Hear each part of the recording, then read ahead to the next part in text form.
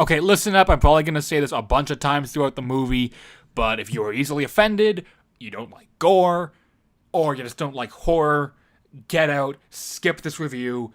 I understand. Just go. I won't be upset. And 2, major spoilers. Like, I'll be talking about the entire plot, pretty much, to explain a couple issues I have with it. So if you don't want to be spoiled on this movie because you're a fan of the other movies, well, I can tell you this, you're going to really enjoy it. But again, I recommend that you hit the road, go watch one of my other reviews. Alright, with that out of the way, on to the review.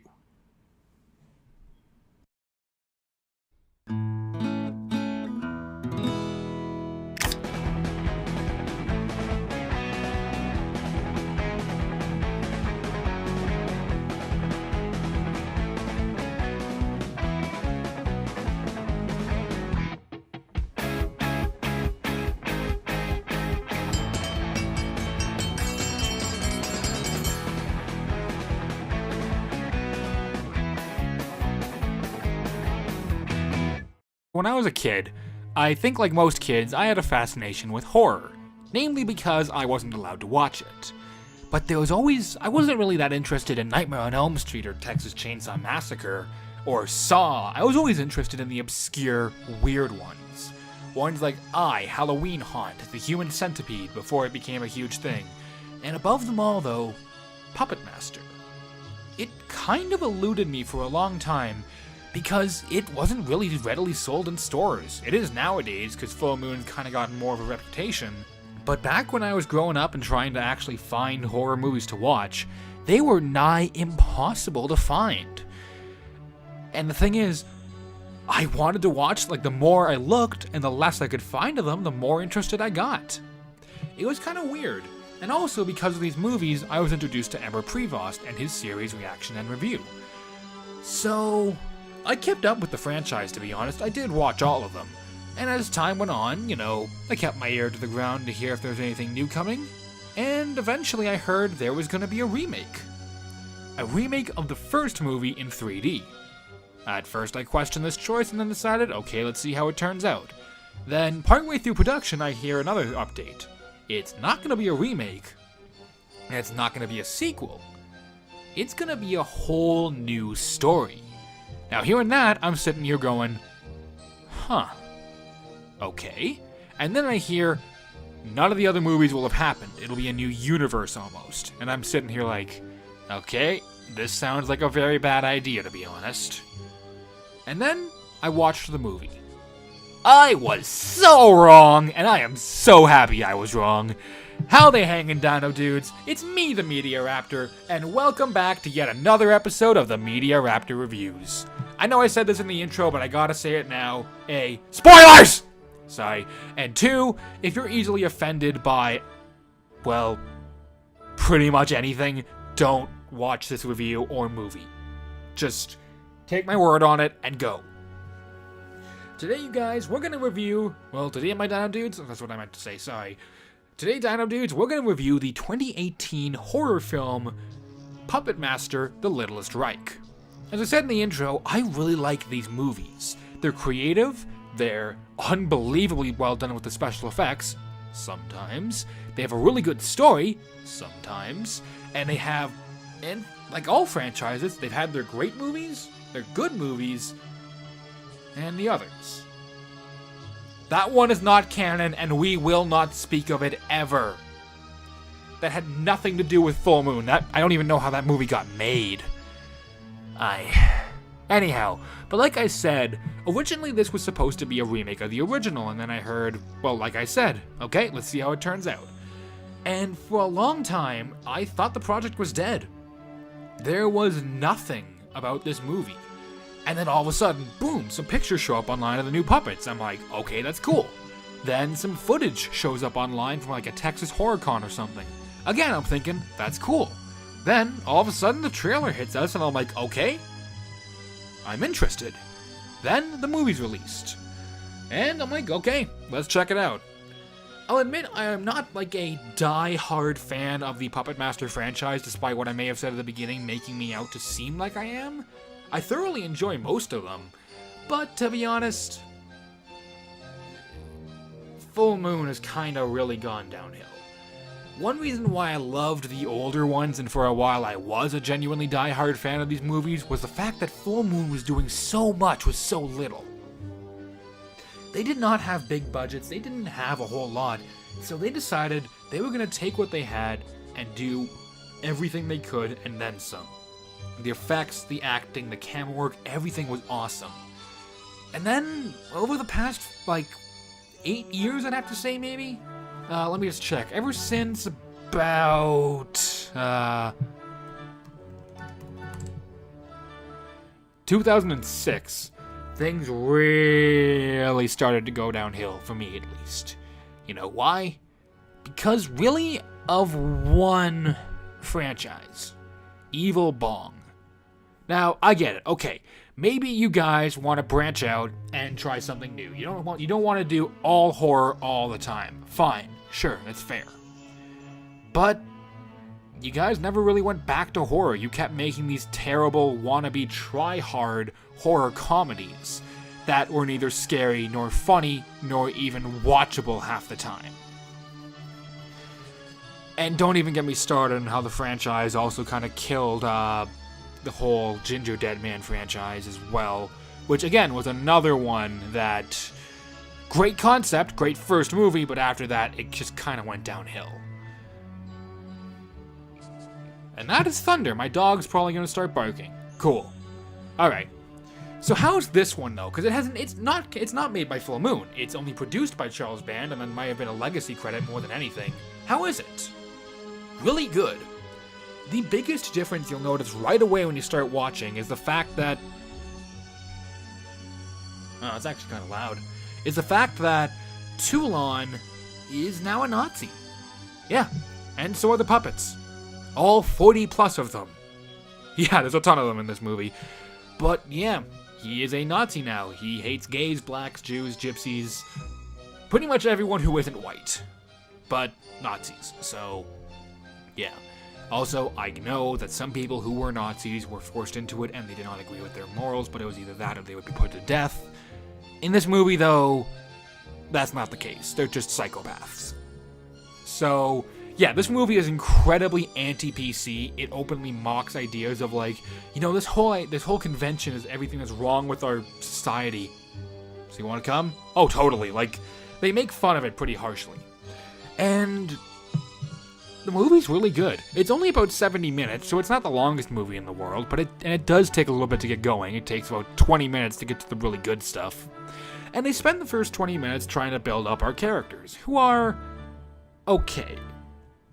Honestly, there isn't a really memorable human character from the Puppet Master films, aside from maybe Rick, and that's only because he was in more than a few.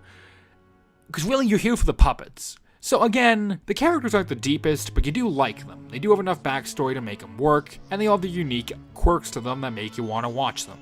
It makes you want to see them survive. And some of them are great. Cuddly Bear is a really funny character, and yes, that is his real name. I thought he was a girl when I first read that when I was reading a review on this movie. Yeah. Edgar, the main character, is likable, he's good. He's kind of stupid, though. This movie does follow a lot of horror cliches, so take that as you will. And yeah, but you're not here for them, you're here for the puppets. And when the puppets show up, it gets awesome. Now, there is one thing that I think will annoy or anger some fans of the old films. See, in the old films, real quick history lesson here, the puppets were powered by two things. This magical serum and a soul. All the puppets that were alive in the old Puppet Master films, from 1 to 10, had a soul in them. Usually somebody who was wronged by a Nazi and deserved revenge. Toulon's wife was Leech Woman, who for some reason isn't in this movie. Neither was Jester. Why aren't they here? But whatever. In this one, they just sort of seem to be alive. They kind of imply that Toulon has some whole demonic entity power thing going on, but they don't really explain it. In fact, even the whole convention for the Toulon murders is not explained. It's just, yeah, he killed some people. You see him kill 2 people and that's it.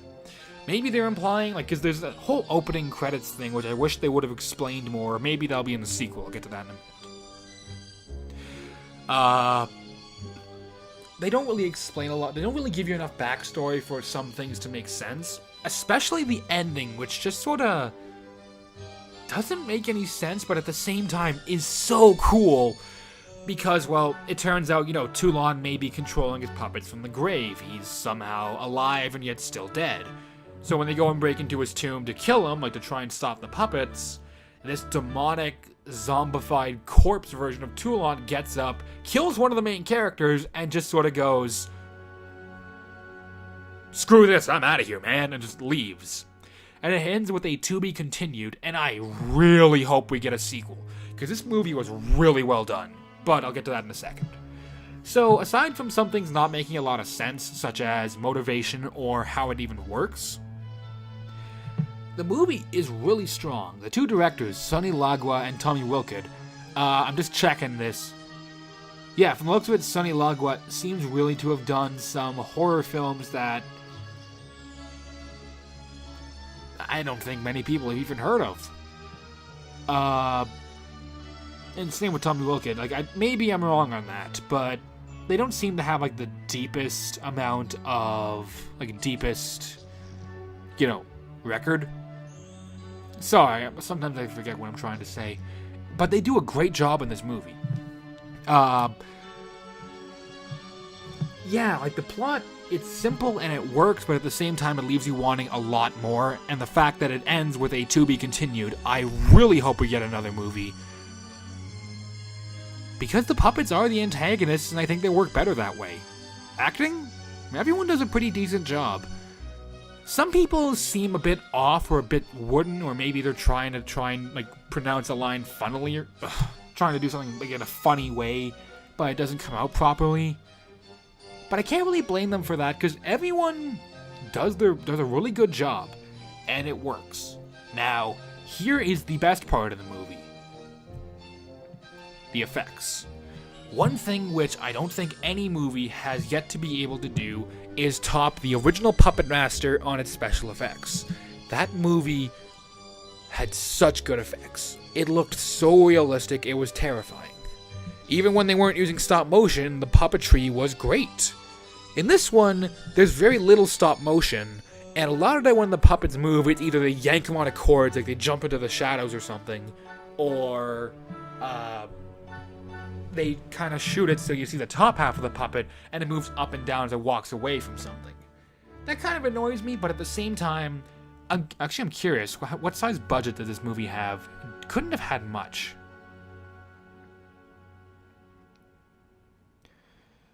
Can't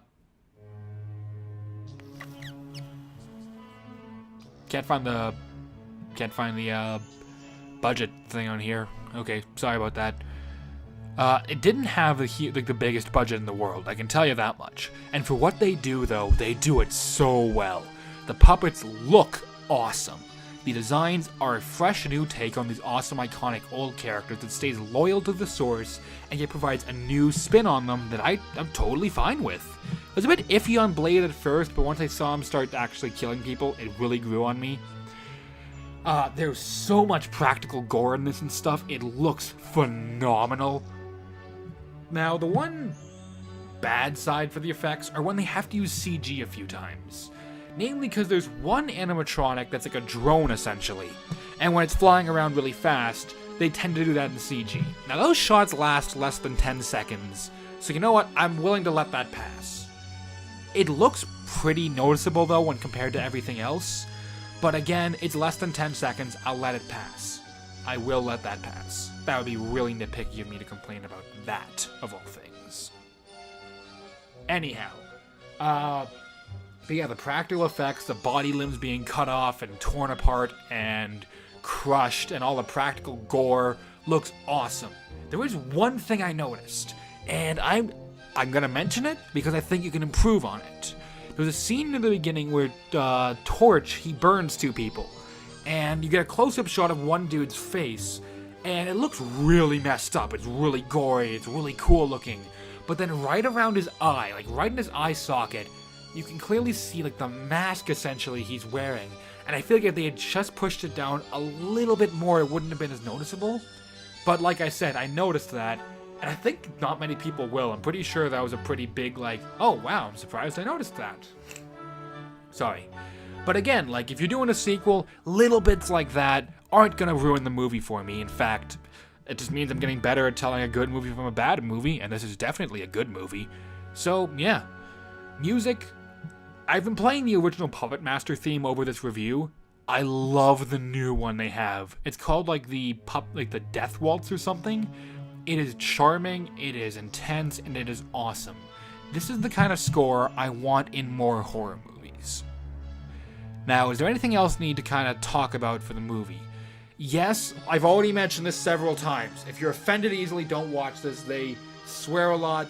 They disrespect a lot of people. Look, it's not meant to be PC. But, crap, I forgot my point. I don't want to jump into the recommendation yet. There was something really important I needed to mention. One sec.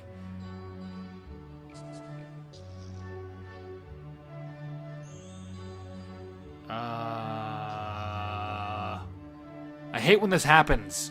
Sorry.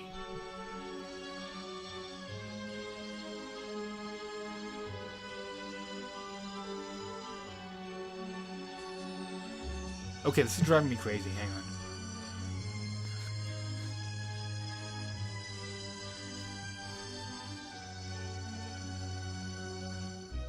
Oh, right. Sorry. Tonally, this movie can be a little confused. Some scenes try and play some things up for laughs. They try and get a good reaction out of you. And some scenes, it is just bleak violence. And the movie kind of has a hard time deciding what it really wants to be.